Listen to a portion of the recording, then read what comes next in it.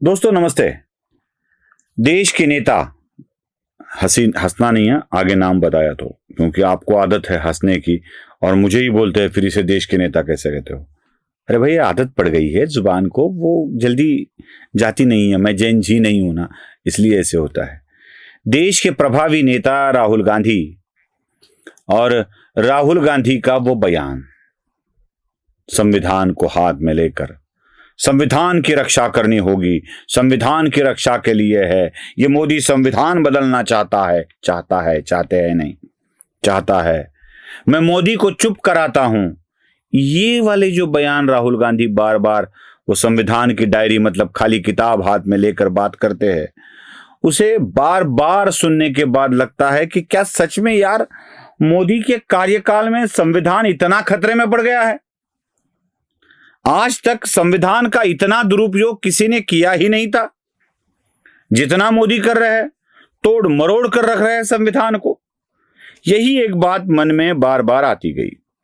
आजकल एक नया बयान राहुल गांधी दे रहे, वो हर साल अपने कुछ बयानों को बदलते रहते हैं। पहले क्या कहा था, चौकीदार, हाँ, फिर कहा था मोदी सब, उनकी मां ने कहा था क्या किसके सौदागर, आपको पता है, मैं वो बातें जुबान पर लाना नहीं चाहता। चौकीदार की बात हुई और फिर ये चोरी इसके दिमाग में इतनी बैठ गई है ना, इतनी बैठ गई है कि हर किसी के साथ चोर जोड़कर ही ये बात करता है। मतलब जो मन में होता है ना वही सपने में दिखता है, वही जो अपने मन के अंदर जो होता है वही बात हमारे जुबान पर भी आती है और सपने में भी आती है। वैसे राहुल गांधी को चोर शब्द हमेशा सपने में आता है, वही उनके मन में होता है, क्योंकि सबसे बड़े चोर तो यही है।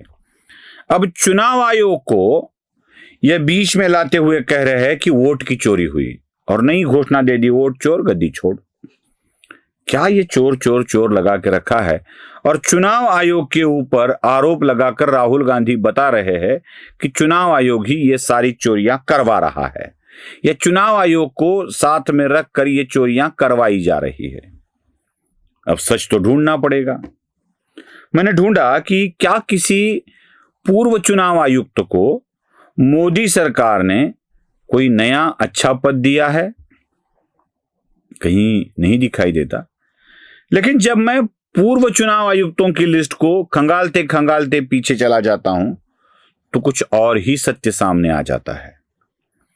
जिस चुनाव आयुक्त को हम देश का सबसे अच्छा चुनाव आयुक्त मानते थे, TN शेषन, तिरुवल्लाई नारायणन अय्यर शेषन, उनका नाम बताते बताते भी गोवा आ जाता, वो TN शेषन, ये शेषन जी जब अपने पद से बाहर आते हैं तो गांधीनगर में कांग्रेस के टिकट पर चुनाव लड़ते हैं, और वो भी किसके खिलाफ, लाल कृष्ण आडवाणी के खिलाफ।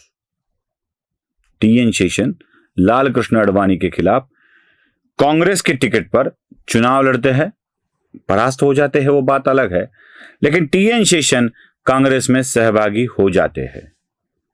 मैं TN शेषन के किसी भी निर्णय पर कोई आपत्ति नहीं जता रहा हूं, संविधान के खिलाफ नहीं बता रहा हूं, लेकिन TN शेषन ऐसा करते हैं।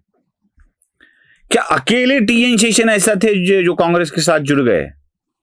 मैं आपको और एक बता रहा हूं, उनका नाम है MS गील, जो शेषन के बाद चुनाव के आयुक्त बने। लगभग 96 से लेकर 2001 तक वो चुनाव आयुक्त थे, मुख्य चुनाव आयुक्त थे।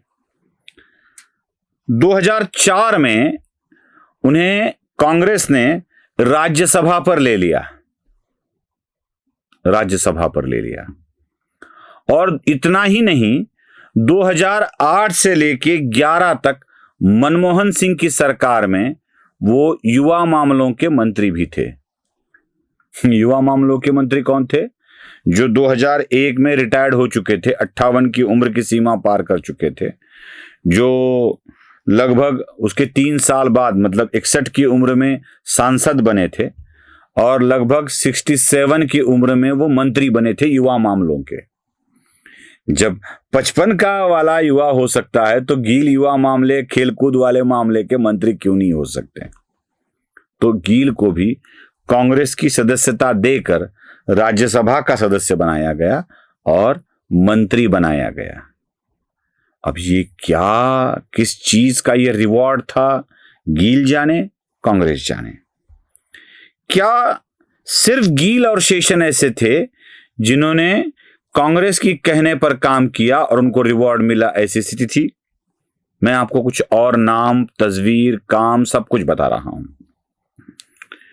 के सुंदरम नाम के एक चुनाव आयुक्त थे, मुख्य चुनाव आयुक्त। लगभग 1958 से लेकर 1967 तक वह देश के मुख्य चुनाव आयुक्त बने और जब वह मुख्य चुनाव आयुक्त के पद से रिटायर्ड हो गए तो उन्हें विधि आयोग का अध्यक्ष बनाया गया। वह कार्यकाल भी 68 से लेकर 71 तक का था। ऐसी क्या बात थी उनमें खास, चुनाव आयोग के पद पर बने रहते हुए उन्होंने अच्छा काम किया था और उन्हें इस पद का रिवॉर्ड दिया गया? और एक चुनाव आयुक्त थे नागेंद्र सिंह, 1972 से लेकर 73 तक वो चुनाव आयुक्त थे। उन्हें पद्म विभूषण से नवाजा गया, नागेंद्र सिंह। और एक चुनाव आयुक्त थे आर.के. त्रिवेदी। आर.के. त्रिवेदी लगभग 1982 लेके 1985 तक इस देश के मुख्य चुनाव आयुक्त थे और जब वह चुनाव आयोग के पद से नीचे उतरे तो उन्हें गवर्नर बनाया गया। ऐसी क्या बात थी त्रिवेदी जी में जो बाद में भी वो गवर्नर के रूप में काम करते रहे? वी.ए. रमा देवी नाम की एक महिला मुख्य चुनाव आयुक्त बनी थी 1990 के दशक में। लगभग 1 साल ही वो काम कर पाई, रिटायर्ड हो गई। और रमा देवी के रिटायर्ड होने के बाद उन्हें पहली बार कर्नाटक का गवर्नर बनाया गया और बाद में हिमाचल का गवर्नर बनाया गया। क्या ये संविधान में लिखा था कि चुनाव आयुक्त जब रिटायर्ड हो जाए तो इसे गवर्नर बनाओ, पद्म विभूषण दे दो, सांसद बनाओ या मंत्री बना दो? तो सुंदरम, नागेंद्र सिंह, त्रिवेदी, रमा देवी, गिल और शेषन, इन चुनाव आयुक्तों को रिटायर्ड होने के बाद जो भी कुछ पद या लाभ दिए गए वो क्या संविधान की रक्षा करने के लिए दिए गए थे? जब मोदी किसी को चुनाव आयुक्त बनाते हैं और उसके बाद वो रिटायर्ड हो जाता है तो वो संविधान खतरे में हो जाता है और बार बार अपनी तरफ से लड़ने वाले, काम करने वाले लोगों को सांसद, पद्म भूषण, गवर्नर, मिनिस्टर बनाया जाता है, उम्मीदवार बनाया जाता है, तो वो संविधान का हनन नहीं होता है। बस इतना ही याद रखिए, इन चीजों को हमें दुनिया के सामने लाना होगा। नमस्ते।